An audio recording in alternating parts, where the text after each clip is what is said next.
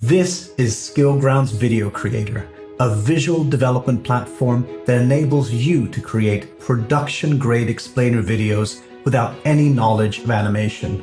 We've distilled industry-standard production principles, content, and features into a cohesive, simple-to-use package. In today's lesson, we'll be taking a look at the general layout of the Video Creator, which is comprised of 4 distinct components: the clip library, the visual timeline, the fine edit panel, and the navigation toolbar. So, let's dive right in. Located at the top left is our ever-expanding library of animated content that serves as the fundamental building blocks of your explainer video.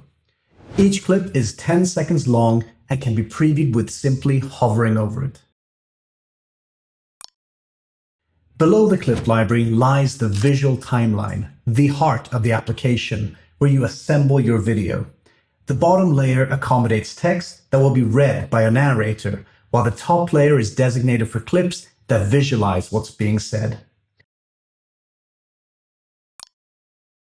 To the right is the fine edit panel, which allows users to fine-tune clips, select accompanying music, and choose the right narrator. At the top, we have the Navigation Toolbar, which enables you to navigate back to the dashboard, access project settings, preview your video, and export the final product.